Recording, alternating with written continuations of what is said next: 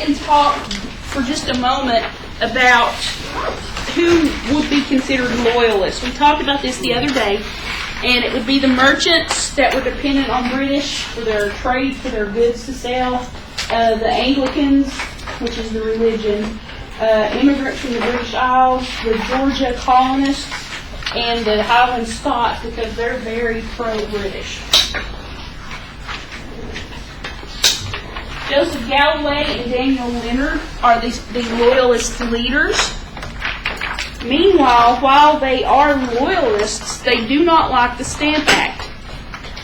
They don't like the way that the empire is handling things. They don't like the policy involved. However, in 1774, after the Boston Tea Party, they decided they were going to back King George, and this is probably one of the biggest mistakes they'll ever make. While in theory we did not win the Revolutionary War, it's still going to make them look bad. People in the colonies do not want to try to imagine life without British control. The British have an established government. They know it works. If you take that government out of the colonies, what are the chances that things are going to fall into utter chaos? Bad or good?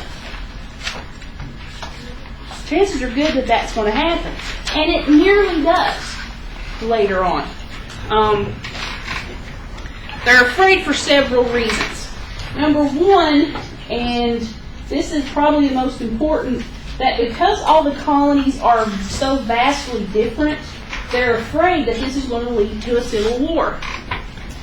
What chapter is this? This is chapter 6. Right idea, wrong century.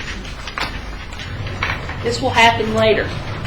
And then Jonathan Boucher of New York says this, and this is on your quiz that you're going to have on the quotes. He says, we should as soon expect to see the wolf and the lamb feed together as Virginians form a cordial union with the saints of New England. What he's saying is we're too different.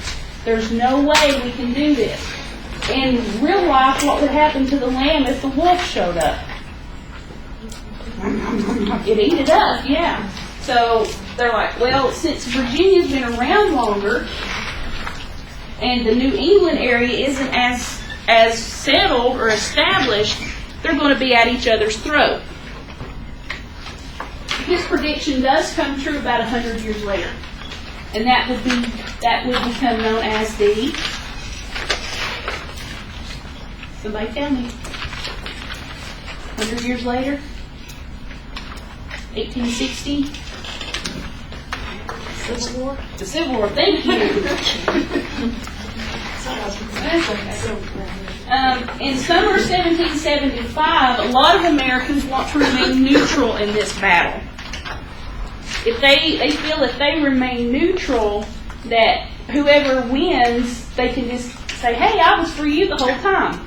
You know, that's not very right, but you know, it's not fair. But life's not fair. It works on Survivor also. Yeah, you said, but you know, life isn't fair. Anybody that tells you that's trying to sell you something. So you can use that, by the way. People all over the colonies were convinced that there's no way the colonist rebels could defeat the British Army. Had the British Army been defeated by many people? No, they have a huge empire. So, with the ragtag army that they're putting together in the colonies, what are the chances that they're going to get beaten by the British too? They could easily get their behinds handed to them on a platter. So, chances are they could lose this war. And theoretically, we kind of did. Did everybody get a chance to scratch and sniff? But this stuff smells like it smells horrible. But I had to have bar soap. I just thought it was neat. Even George Washington, who's going to become the commander of all the armies, thinks that there is no way we can win this war. I got news for you. We didn't win it. At all. And I'll tell you why a little bit later. In June 1775, George Washington showed up at the Second Continental Congress dressed in his officer's uniform. Now, think back and remember what happened with him at Fort Necessity. He lost the battle. He lost the battle. During the entire Revolutionary War, he fights 9 battles. He wins 3 of them. If you win 3 football games and lose 6, are you going to a bowl? No. So they had, somebody that's not even going to a bowl game as their military leader. So he shows up in his uniform, and he goes there under the pretense that he's just going there to help start the ball rolling. That's the theory. In truth, if he shows up in full uniform, what's he want to do? He wants to fight. He wants to lead the army. He's the most celebrated veteran of the 7 Years' War. He lost at Fort Necessity, and they decorated him for it. You got to wonder about these people. He is chosen to lead the war because he is the only man young enough to do so. A little tidbit of information about George Washington. He is about 6'4", roughly. He had chronic halitosis to the point where his teeth fell out. And he had 2 or 3 sets of teeth. One was made of ivory. The other was made of cow teeth. And he had another one that they think was made out of marble. They're not sure. But he would carry around a whiskey flask full of mint water, sort of like mouthwash, because he had such bad breath. And people thought he was standoffish because he thought he was better than everybody. He just didn't want people smelling his breath. So, it's just a little information for you. But he was very tall. He was, for the time, I guess he was handsome. I don't know. I guess Martha liked him. I don't know, whatever. So, he is a very imposing man who gives off an air that he could be a good military leader. Let's forget the fact that he lost Fort Necessity way back yonder. Let's not dwell after the Revolution on the fact that he only won 3 battles he ever fought in. So we'll see what happens. So of course he's appointed as Commander-in-Chief of the Continental Army. Now the President today is known as the Commander-in-Chief. It's not the same thing. Because Washington was not President. A month later, Washington was in Boston, and he's trying to get the army organized. This is going to be the biggest problem for the colonies during the fight for independence. They do not know how to be a huge army. They know how to do the militia thing. You get together once a month, you cook some food, you have some dances, you practice shooting and marching, and that's it. That's your training. Sort of like the National Guard. Except they don't have cookouts and they have tanks instead of, flintlock guns and RPGs and all those cool things that I'd love to play with. So this is the extent of the militia. Now Washington knows that the British have a distinct advantage over them because they do have a standing army. They've had a long-standing army for 1,000 years, give or take. So they're up against a well-trained, well-supplied army with officers that know how to lay strategy. Anybody here ever been in the military? What is the most important part of getting ready to go to battle? Right. There has to be a plan. And even though you make a plan doesn't always mean it's going to work. Things happen. The best laid plans? If it can go wrong, it will. Yeah, Murphy's Law. Yeah. So even the best laid plans, stuff's going to happen. You can't expect the enemy to look at your game plan and show up right where you need them to be. That's not how it works. You're in a war. You're trying to get away from the other guy so you don't die. So the best laid plans are flawed at best. So they have no head for strategy while the British do. Now, they're also going to hire mercenaries, Hessian mercenaries. And they're from Germany, and as far back as even to the Roman days, you have the people from Germany just beating up on everybody. They're tough people. There's a story about when the Celts, one of the tribes from Germany, they planned to sack Rome. And they showed up on the battlefield with no clothes on. These guys were about 6 foot tall, and the Romans were about like this. And they showed up in their little togas, and they had their spears and their little shields and everything. The other guys show up naked. Their bodies painted like a blue color, and their hair is spiked with horse manure and horse wee-wee. Okay? And they show up on the battlefield now, and they're just standing there. Naked as the day they were born, smelling like a horse's rear end. The Romans take one good look at these guys and take off hightailing it the other way. So it's safe to say that the people that come out of Germany are pretty good warriors. And you can ask the Romans about that. That's just an interesting little story. I told that to some 8th graders, and they thought that's the funniest thing in the world. And then I said, I'm going to put some horse poo in my hair. I'm like, stay away from me. I love 8th graders. They're so fun. So they hire Hessian mercenaries. And they are actually, pretty good fighters. They're descended from the guys that put the poo in their hair. There's a Royal Navy that's well established. This Royal Navy has taken out the Armada and several other fleets as well. So, is it safe to say that there's a good chance that Britain's going to kick our butts? Yeah. So Washington's army, if you want to call it that, so we'll call it an army.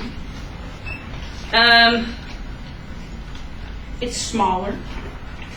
They're not as well trained, according to British standards.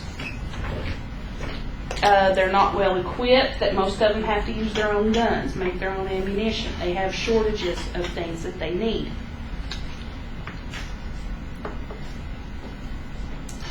And here's the big thing about the Army. People don't like to take orders. They deal with being in the militia to fight off the Indians. That's about it. So, Washington's army, it would be like if I got all you together and we decided to go attack Canada. Even though I think I could probably give you a good battle plan. I don't know, steal their croissants or something. I don't know. What would they do then?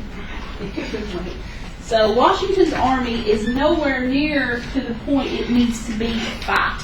And this is going to be where the problems will stay the whole time. Washington's almost killed after a retreat because he's flogging one of his officers because they ran from like 5,000 Hessians. And there's like 12 of them. And he's almost killed when he's flogging this guy. So, it's safe to say this army is not organized. I was going to tell you something else about him not being trained. I can't remember what it was.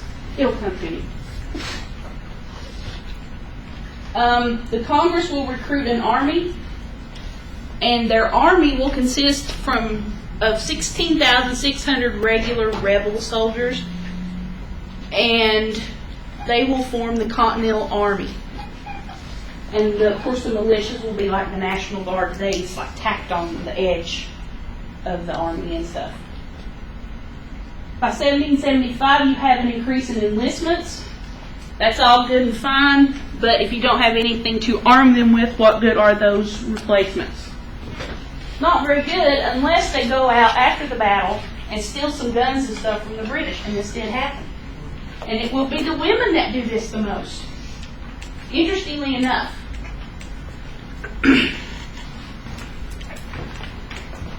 Some supporters are reluctant to join the army, and there are several reasons why.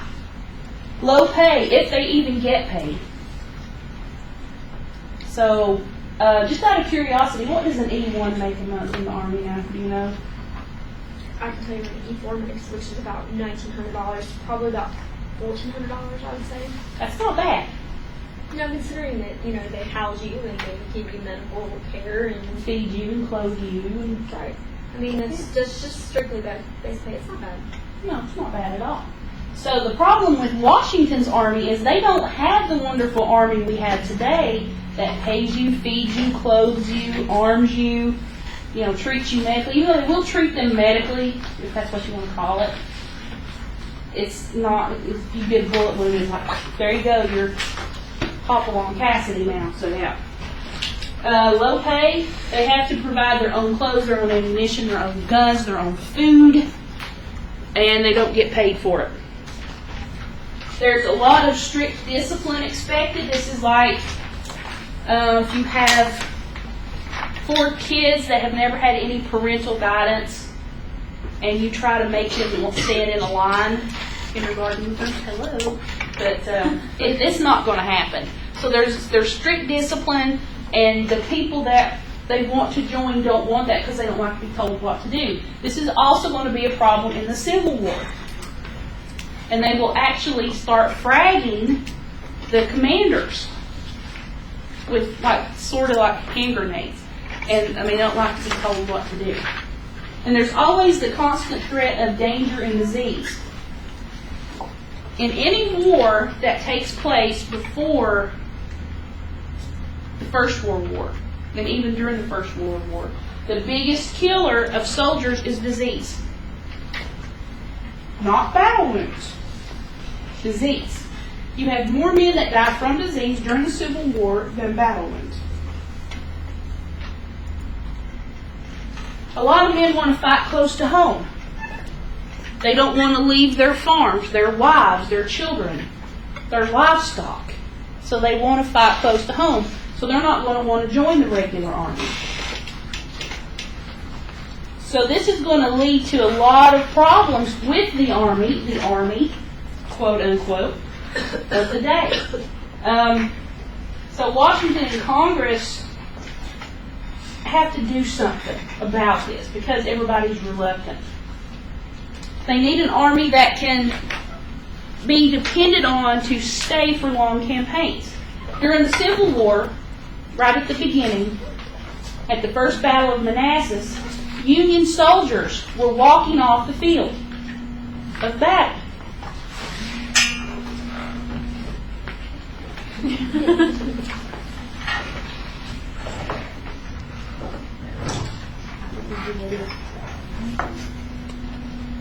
Let voicemail get it.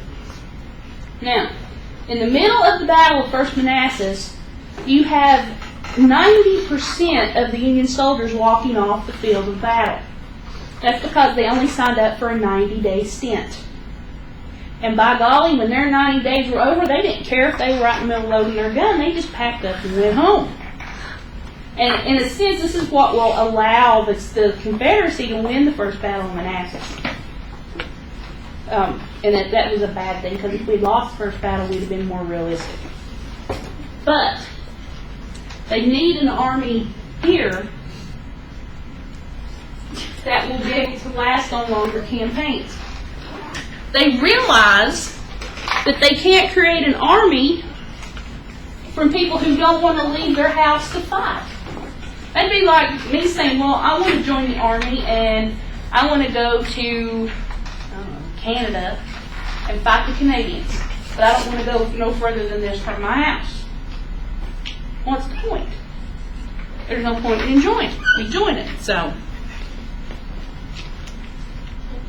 So they don't want to go far from home. They want to stay close to home, and if they have to enlist, they want to enlist for very short amounts of time, like the 90-day wonders at the Battle of First Manassas.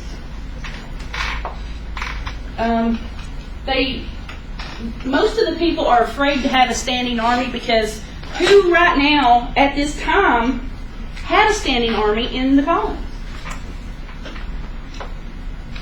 Who do we fight?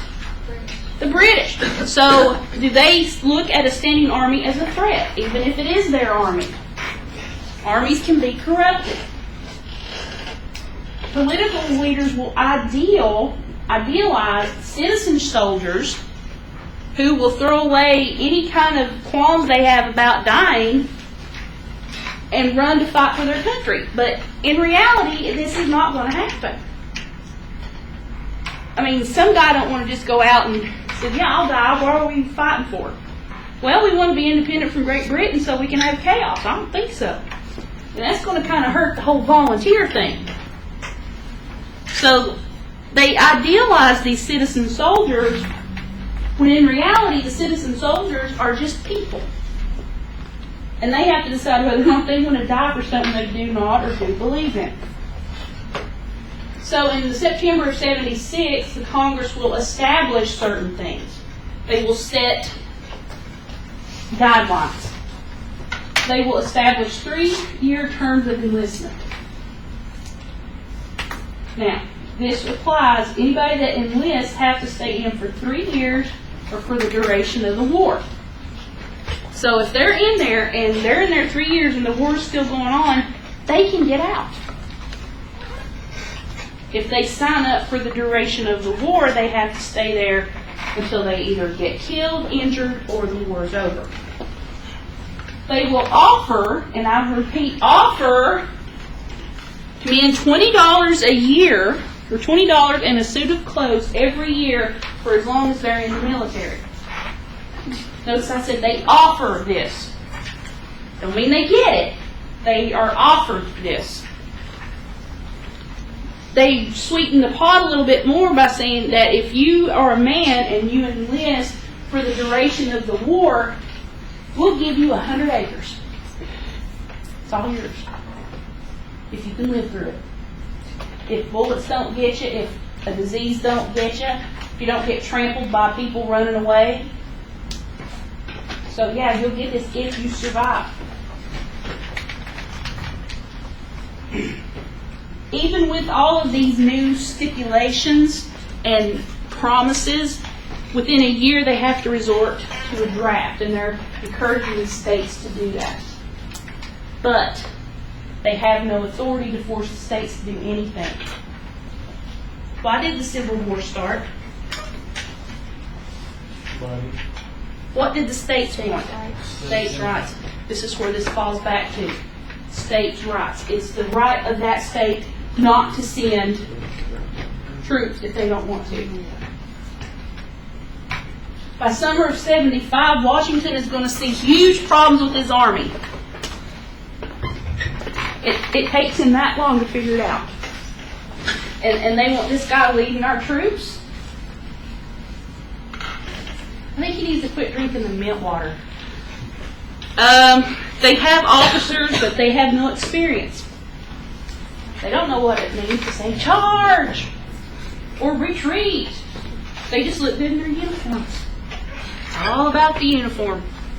The soldiers, on the other hand, who are kind of begrudgingly there in the first place, don't even want to do the basic soldier thing. Like they don't want to practice marching in a line so they can be shot at. They don't want to practice cleaning and loading their guns and doing target practice. Basic soldiering things. They don't want to do it. At night they would slip away and go home. They miss Betty Lou. Or they want to go and have a nice adult beverage with their neighbor. Out of a jug. You do this. They don't like sentry duty. They think it's a waste of time. Is sentry duty important? Well, it depends on who you ask. The person I mean, yeah, it is, but no, we didn't like it. In a war situation is important. Yeah. So by leaving early, they're opening up that army to attack by the enemy. So this is a bad thing. You don't ever want to leave sentry duty until your backup arrives. Just for fun, they're going to take pot shots at the British soldiers. You can't miss them. They have big old red coats. You know, there you go. Got that one in the butt. Ha ha. You know, it's fun for them. And with their wives not there to take care of them, they don't know the basics about housekeeping.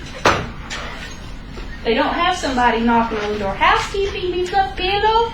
They don't have that. They have to take care of themselves. I love Family Guy. It's one of my favorite movies. her favorite shows.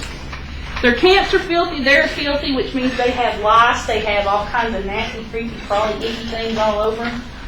Mostly lice. And a lot of them have beards, because, you know, they wore beards. That's the way it was. So, is it safe to say that the Army's got issues? Yeah. So, the men are not the only problem. However, what Washington sees as a problem is one of the only saving graces of this Army. Here's what's going to happen.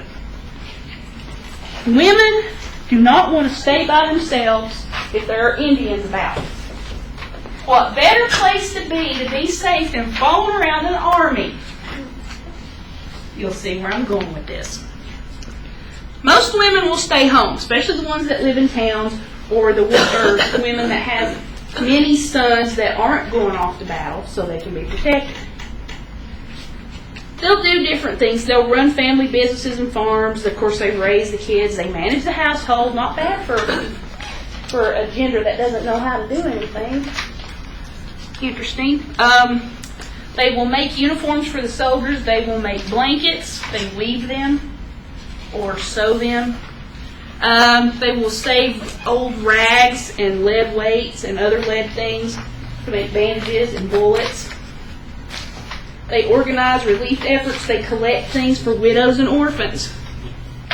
They will terrorize merchants who, number one, are still selling British goods, and number two, are hoarding these things that they want, like tea, like soap, like coffee, sugar, things like that. So they're going to just be all kinds of busy trying to take care of things at home.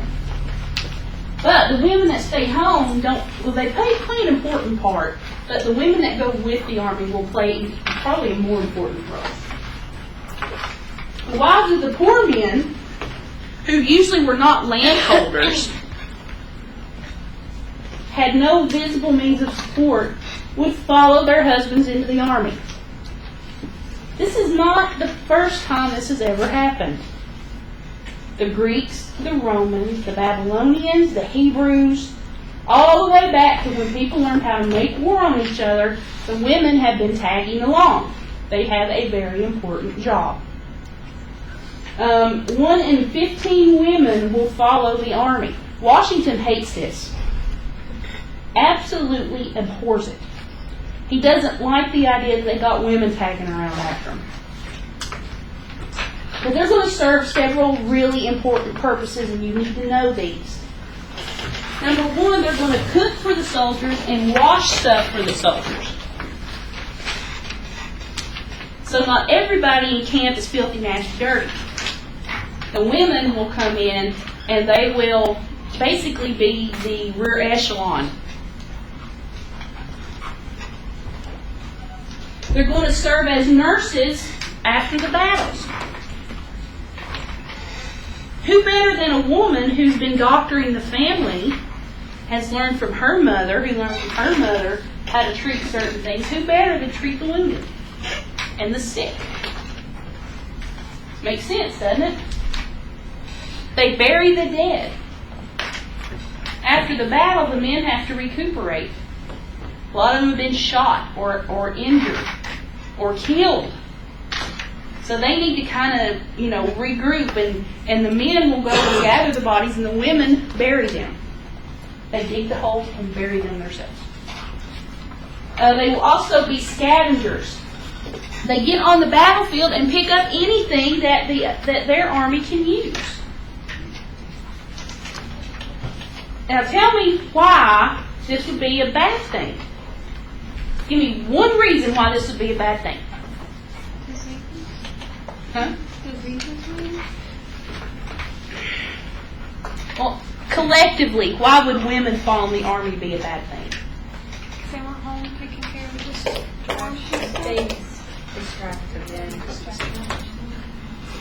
This is true. However, let's weigh it. Distraction, cooked and washed for the soldiers, nurses, funeral directors, scavengers. Which is more important? This one. You need the women. Washington doesn't realize this until later. And then he won't admit that he was wrong. I could say something about that. Women followed the British Army as well, and the British welcomed them. And the British understood what an asset that these women would be to an army. Were they an asset to an army? Yeah, they were.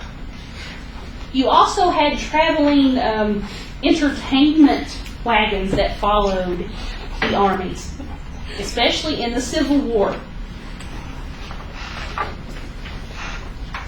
But despite Washington's dislike of the women following, he realizes that their services make them indispensable. They're important. I guess I'll have to deal with it.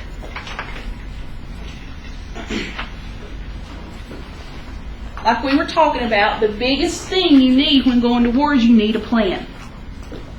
You have to have a plan. You can't run into battle willy-nilly like this and expect to get anywhere. You're going to get shot and they're going to laugh at you while they're doing it.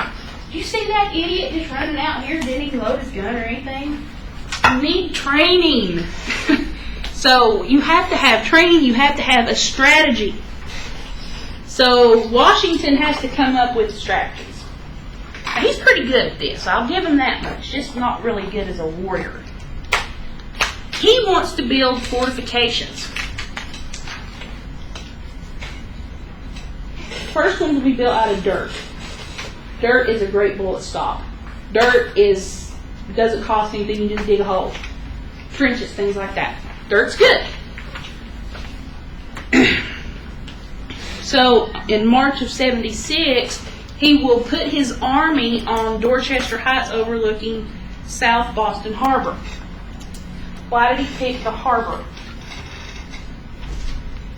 What are the British doing? Huh? To keep the British from bringing their goods in. Not so much their goods, but something else. The troops. The troops, exactly. So he puts his people up here. This is a good plan, by the way.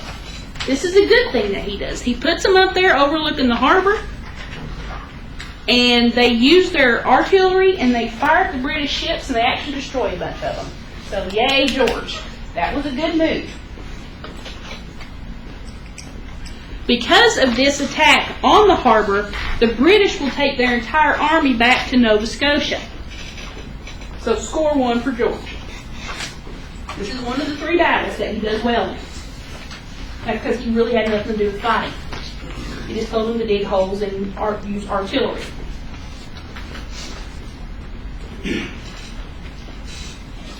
Now, why is Massachusetts the place that the British want to hit? Namely Boston. The important people are there. Like The what kind of people? hotheads. The hotheads. They're in Massachusetts. So they need to go into Massachusetts and they need to squash the hotheads. If they take out the resistance, if you take out the core, have you ever seen that movie, The Fifth Element? Okay, you remember when they got those people held hostage on that ship? Yeah, in the hotel. Yeah, and he said, who's the leader? And he says, I am, and he pops in there and kills the leader, and the rest of them just fall apart. You cut off the head, you disable the body. This is what they want to do in Massachusetts. You get rid of the troublemakers, everybody else will be like, oh well, let's go home and have some moonshine or something. So you cut off the head, you take the fight out of the animal. So you get rid of the resistance in Boston, you get rid of the revolution.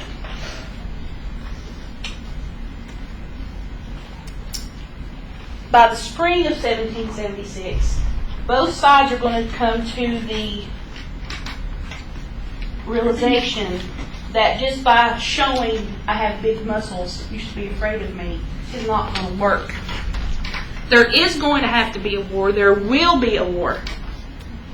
You can't stand here and do this all day and expect the enemy to run away. However, in the case of our friend the Romans and the guys with the poo in their hair, this was not the case. Of course, they didn't have guns. They had spears and swords. And cute little white togas if they don't want to get dirty. The battle plan is to capture cities. The British would want to do this to have strongholds, especially Boston, Philadelphia, things like that.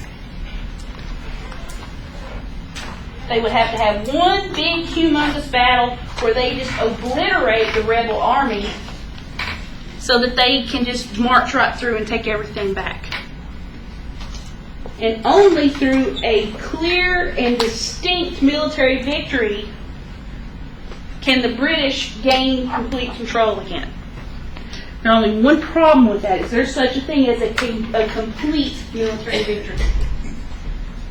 No, it's an oxymoron. In New York, they will target that area first because it is the biggest city. And you will have General Howe and Lord George Germain there. And Howe will take his army from New York to the Hudson River. The Hudson River is important because that's how they get around. General Sir Guy Carleton, who is British, is supposed to move from the north to the south and meet them at the Hudson. And there again, you have the plan, but it doesn't always happen the way you plan it. For example, you're planning a trip and everybody backs out on you. Luckily, you still have their money and you can go by yourself. I'm kidding. Their plan, by getting all of these troops at the Hudson River, was to force Washington into a big battle and thoroughly defeat the army. Would this have worked? Possibly. More than likely it would have, because the colonials or the rebels would probably be shorter on ammunition and supplies and things. The British have an offensive plan as well, not only a defensive but an offensive plan. They want to cut the colonies into two areas, two sections. They want to cut the south off from the north so that they can stop Southern resistance. They don't want the Southerners in there because the Southerners have been fighting the Indians more. And they are a daggone bunch better than the Northern dudes that are fighting. The Southern people they hunt for fun. They're good shots. And this is what's going to be a benefit during the Civil War as well, along with other things. And once the South is isolated, then that leaves New England, which has a larger population, but at the same time, the men aren't as adept to fighting. Does that make sense? You get rid of the good warriors in the South, and the weaker ones, you can take them out pretty easily. It was a good plan, like I said, but it was a better plan than the guys that were trying to execute it could execute. This one guy, William Howe, doesn't like to have casualties. Thinks it makes him look bad. I can't have casualties, it'll make me look bad. So he goes out of his way to make sure that none of his men get hurt, to the point of not showing up in certain cases. His brother, who is the head of the British Navy, does not use the British Navy to its full potential. Had they just used the Navy, we would have caved in about a month. But they don't want to mess up their boats. Plus, Richard Howe wants to reconcile with the Americans because he has a lot of money invested there. Then you have the New York and New Jersey battles. You can read about the specifics of it, but the colonials or the Continentals will go into Brooklyn and make a fortification there, and they will fight the British and the Hessians there. On August 22nd, Howe will push the rebel army across the East River into Manhattan, and they will control most of New York. The few remaining rebels that were there will take off and flee, and they'll go back to Washington's camp. And when they come running into camp, chased by about 8,000 Hessians and British soldiers, Washington completely neglects to see that they're running for their lives, and he starts flogging this one guy and almost gets killed and captured and or killed.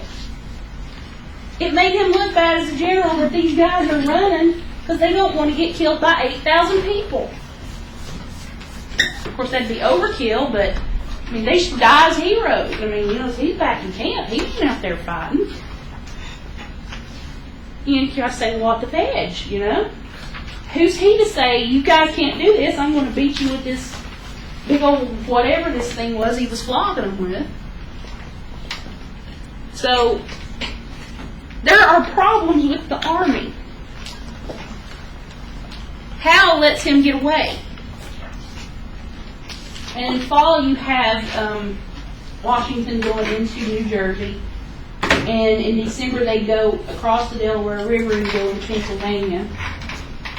And Howe lets him go. He takes his troop and goes back to the city and leaves the Hessians there without anything, which is going to be a mess. And we all know the story about how Washington crosses the Delaware, but he does not do it standing up in his boat like this. This is a bad thing. They have sentries on those boats, so they're hiding in these boats. And they make it across the Delaware River. After the British guys had enjoyed their Christmas beverages. They get into New Jersey, Trenton, about 8 a.m. They capture 1,000 German Hessians who have gone AWOL. And they take over Trenton, and then on January 3rd, the Continentals will defeat the British outside of Princeton, New Jersey, and they will get control of New Jersey.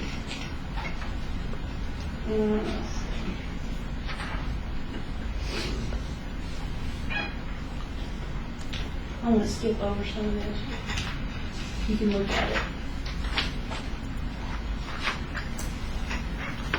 At Saratoga, you have General John Burgoyne,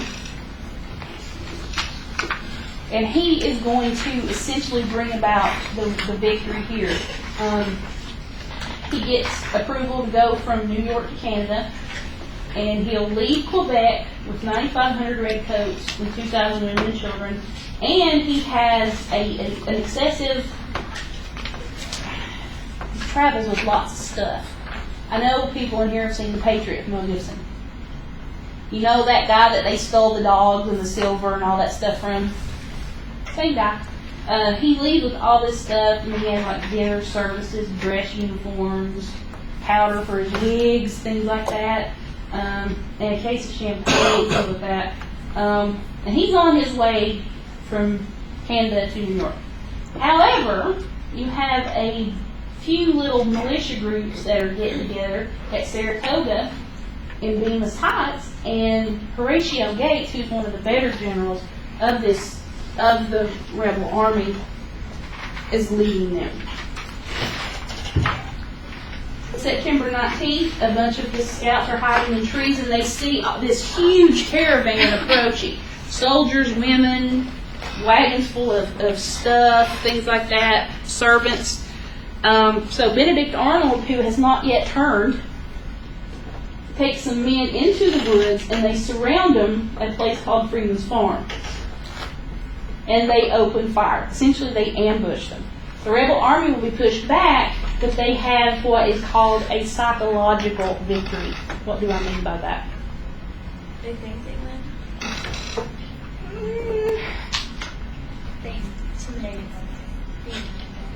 We're getting there.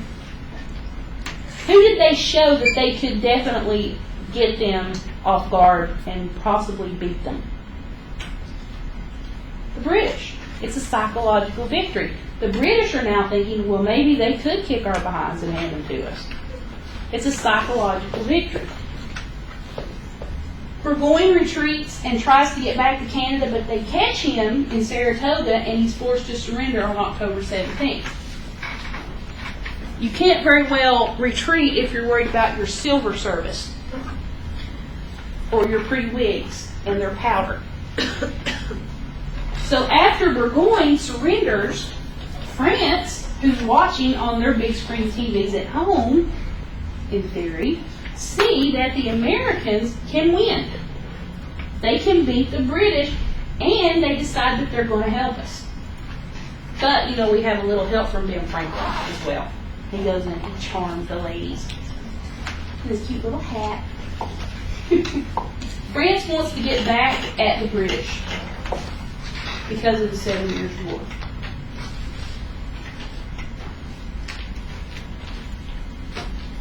France will be cautious when they approach the Americans to help them. They've already been giving us guns and ammunition, but now they will tell us they will help us more. And what happens is, because of so many battles that the Continental Army will lose, Congress has to ask France for help, and they had intended on helping anyway. In November 1776, a three-person commission was sent to France to get help, including Ben Franklin. This is fun. He shows up with a little fur hat and some little spectacles and just skews the buzz ear and proceeds to charm the wives of the French diplomats. They're so taken with his cuteness, and the women love him so much that they start sticking his face on bunches of things and selling them to raise money to send to the colonists so they can fight this war. I don't like that. They had it on his face on snuff boxes, which people would. My grandmother used to dip it, but people sniff it usually. And of course, the big thing was the porcelain chamber pots. What's a chamber pot? Yeah. If you ever knew anybody that didn't have an indoor bathroom and they had a toilet outside, or the facilities as I call them, they have a chamber pot, which is usually a bucket with a lid, in the house in case you have to go in the middle of the night. Personally, I would rather walk outside, but anyway. He is so popular with these French women that he thinks it's going to be a given to get help from the French. But his popularity is only going to go so far. And it's actually going to be the battle against Gentleman Johnny Burgoyne that will convince the French to help them. So in 1778, in February, France will sign a treaty of commerce and friendship with the Americans. The treaty is approved in May. Notice it was written in February and it takes 3 months to approve it. I wonder how many people died in that length of time. They agree to certain things and they actually agree on them. So France will declare war on Great Britain, and Great Britain has to declare war on France, and this makes this a two-front war, and this is how we're going to win. A year later, the Spanish will join the American alliance and help us out as well. In May 1778, Sir Henry Clinton will replace General Howe because they're tired of him not wanting to mess up the boats and the people. And they get orders and they withdraw from Philadelphia to New York. And he's told to go to Newport, Rhode Island to create like a base, something like that. 18 miles outside of Philadelphia, there are 11,000 rebel soldiers in George Washington, and they have just barely survived one of the most horrible winters on record. And that's just some of the things that they had to go through. They hadn't been paid. What had they promised to give them? Money and clothes, right? And they haven't got anything. And they can't buy food from the local farmers because they don't have money, but the British have money, so the local farmers will sell food to the British and not them. So that's kind of dirty. When they would get food, you couldn't eat it because it was gross. The clothes, once they got them, were rotting. And about 2,500 people will die at Valley Forge while they're encamped there. The poor soldiers, or the common soldiers, are going to be affected more because they're of lower class. You just see some of those things. It's just all different kinds of people. And I find this interesting. Ironically, the war to protect liberty and prosperity was fought by the poorest and the least free. Is this a new concept in history? Is this going to be the last time this is ever done? No, it is not. In spring 1778, they finally get some decent supplies in, and they get something even better. Something that will turn this army around, and its name is Baron von Steuben. He shows up, and he's going to whip this army into shape. He is a Prussian soldier who has come to America to make his fortune. And he makes an agreement with Washington and Congress to get the army ready to fight. So he teaches them the Prussian way to fight. So technically, we had Prussian tactics going on here. By the end of that summer, this army that was once, a bunch of chaos wrapped up in craziness is now a professional army. So you have 13,500 soldiers that will go after Clinton's army and go through Philadelphia and New York, and they catch up with them at a place called Monmouth Courthouse. This is where Molly Pitcher shows up. They call her Molly Pitcher because she brings water to put into you have to mop the cannon out before you load it again, because if there's any kind of fire left in there, it blows up, kills people. Her husband gets hurt. He gets shot, I think. And she has to take his place, and she starts loading this cannon, and somebody else has to tote the water. So she is a big hero in this. This battle ends in a draw. Why is this a good thing? How have the other battles ended? We lost. This time it's a draw. They're like, oh, wait a minute. We kind of know what we're doing. So Washington will follow General Clinton to New York. Sort of. They don't have enough people to do it. By the time they get to outside of New York, the army's not happy again because they're hungry and their clothes are rotten and they stink and they don't have any money.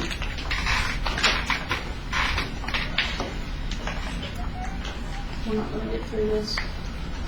Let's see, I'm going to get to the end.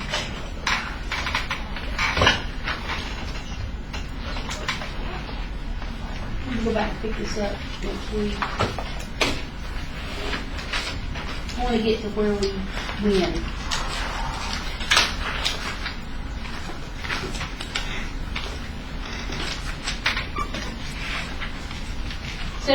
September 1781, you have 7,800 Frenchmen, 5,700 Continentals, and 32 militia men.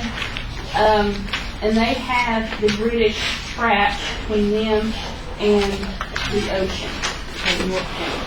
So Cornwallis surrenders on October 19, 1781. 7 days later, reinforcements arrive. Oops, too little, too late. We're going to go back and touch on that other stuff on Tuesday. So we'll get back to that. So the British surrender. Not. Here's the true story. They decided to cut their losses. If we get out now, then maybe they will trade with us later. We did not win the Revolutionary War.